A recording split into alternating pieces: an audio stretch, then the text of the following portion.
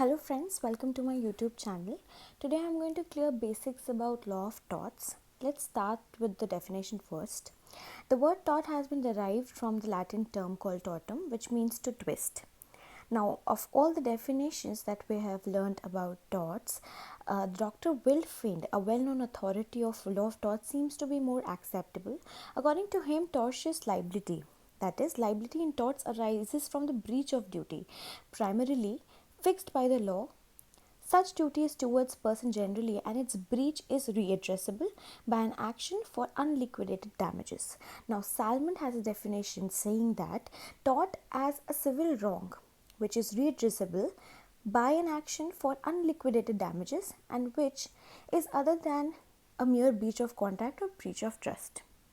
Now, we'll go with the main characteristics of tort. The first one is that it is a civil wrong. Second one is it is different from a breach of contract or a breach of trust. Third, it is readdressable by civil action for damages, and such damages are unliquidated. The quantum of damages is determined by the court keeping in view the gravity of wrongful act, circumstances of the case and conduct of the defendant. Number 4, in an action for tort, it is not necessary that the plaintiff must have suffered any pecuniary damages due to wrongful act of the defendant. Now, mere violation of any legal right of the plaintiff would render the defendant liable to pay damages. Now, the second thought that arises is the distinction between tort and the crime. Number 1, tort is a violation of civil or a personal right such as trespassing, etc. Okay. Number 2, in case of tort, the plaintiff is awarded with damages for the wrong caused to him by the defendant.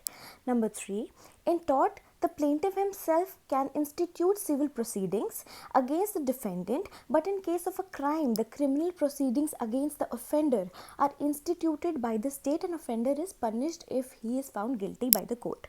Number 4, in tort, barring a few exceptions, the motive of the defendant is generally not relevant, whereas in case of crime, that is mens rea, motive, that is motive of the accused is an essential ingredient of the offence.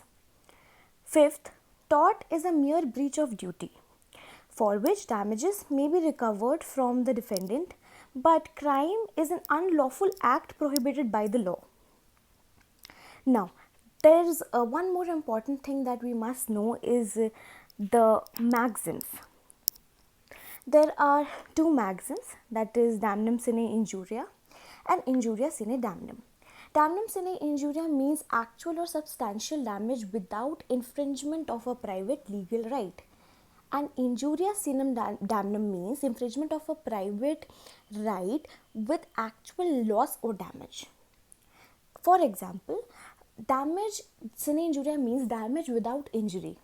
That is, you are getting damaged but there is no monetary loss caused. But in injuria sine damnum, there is injury but there is no monetary loss caused. That is one thing. Damnum sine injuria causes monetary loss, and injuria sine damnum does not cause any monetary loss.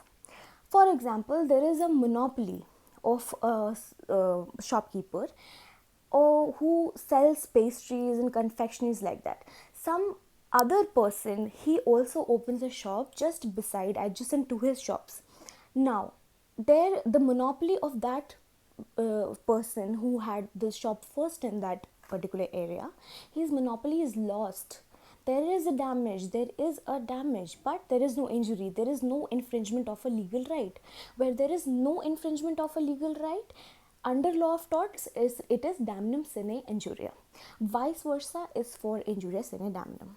I hope this video was quite helpful for you. It was a very short brief of what is law of torts to just clear up the basics of that. I would like to make more videos like this, more informative videos like this. Please comment down below if you would like to know more about law of torts and other maxims as well. Thank you for watching my video. Have a nice day.